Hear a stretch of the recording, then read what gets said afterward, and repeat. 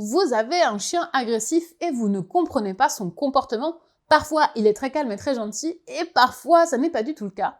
Eh bien, cette vidéo va vous intéresser car je vais vous y présenter un principe très important, le principe de l'élastique.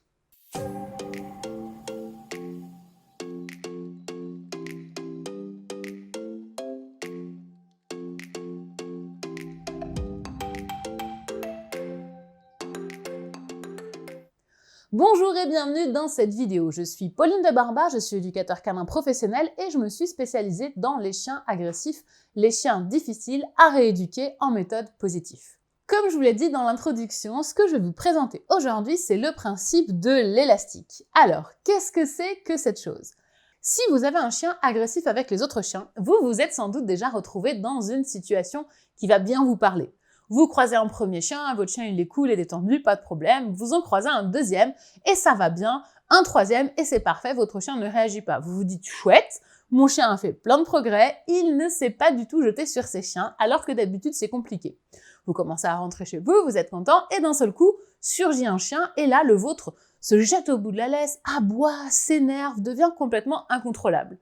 Vous rentrez chez vous, stressé, énervé, et vous vous dites, bah voilà, en fait, je pensais qu'il avait fait des progrès, et puis finalement, non. Il a quand même réagi à la fin de la promenade. Qu'est-ce qui s'est passé à ce moment-là ? Eh bien, quelque chose de tout à fait normal et naturel, qui risque de se reproduire d'ailleurs dans la suite du travail avec votre chien. Ce qui s'est passé, c'est que votre chien, tel un élastique, a commencé à se tendre au fur et à mesure de chacun des chiens que vous avez croisés pendant la balade.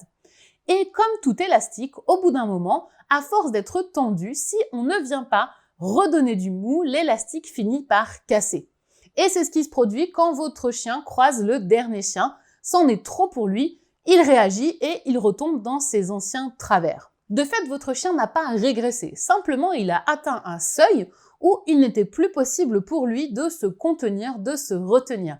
C'était trop d'efforts qu'il avait dû fournir déjà en avant de la balade et arrivé à ce stade-là, c'est la goutte d'eau qui a fait déborder le vase. Il est tout à fait normal que votre chien vive ce genre de situation. Ça risque, comme je le disais tout à l'heure, de se reproduire d'ailleurs plusieurs fois parce qu'il est parfois compliqué de savoir où est la jauge. Où est-ce que mon chien en est dans la tension ? Est-ce que je peux encore croiser un autre chien ou est-ce que le prochain sera celui de trop qui va finir par le faire réagir ? Pour ça, il y a plusieurs signes que vous pouvez observer. Comment est votre chien ?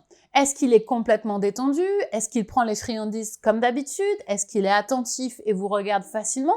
Est-ce qu'il vous obéit quand vous lui demandez quelque chose ? Comment est-il par rapport à sa normale ? Il n'y a pas forcément de signes spécifiques que je pourrais vous donner ici parce que ça va vraiment dépendre de chaque chien.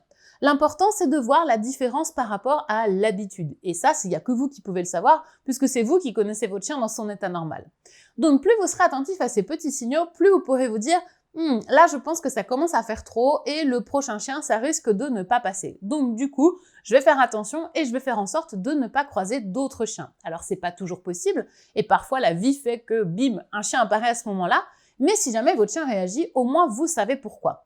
Ça ne vient pas remettre en cause tout ce que votre chien a réussi à faire avant, et ça n'est pas pour autant que ce que vous faites ne fonctionne pas. Simplement, à ce moment-là, pour votre chien, c'était trop. La bonne nouvelle quand même, c'est que plus vous allez progresser dans le travail avec votre chien, plus cet élastique va s'agrandir. Plus il faudra à votre chien d'événements pour arriver au stade où l'élastique va complètement craquer. Donc l'entraînement sert aussi à ça. Il sert à repousser le seuil de tolérance de votre chien et à faire en sorte que votre chien ne réagisse que de plus en plus tard, voire même plus du tout si on arrive à avoir un élastique suffisamment grand pour encaisser assez de tension. Maintenant, c'est aussi votre rôle à vous de faire attention pendant la balade à ne pas mettre votre chien dans trop de situations qui vont venir tendre l'élastique. Parce que clairement, parfois, on peut éviter ces situations-là et on n'est pas obligé du coup de rajouter de la tension à notre chien là où il y en a déjà suffisamment. Voilà pour cette vidéo sur le principe de l'élastique. J'espère qu'elle vous aura permis de mieux comprendre le comportement de votre chien et surtout de ressentir moins de frustration quand vous vous rendez compte que votre chien réagit alors qu'il ne l'avait pas fait les fois précédentes. Si cette vidéo vous a plu et si vous avez envie d'en savoir plus sur la rééducation du chien agressif en utilisant des méthodes positives, je vous conseille d'aller dans la description de cette vidéo et de cliquer sur le lien juste en haut. Ça va vous permettre de récupérer mon guide du chien agressif rééduqué en méthode positive. Grâce à cela, vous allez en apprendre plus sur le fonctionnement de votre chien, sur les choses à faire et ne pas faire et comment faire en sorte que votre chien soit plus détendu quand vous croisez ses congénères. Si la vidéo vous a plu, n'hésitez pas à la liker et à la partager. Pensez également à vous abonner, ça vous permettra de ne pas rater les prochaines vidéos. C'était Pauline de Barba de Décliquer des chiens. Je vous dis à très bientôt pour parler chiens.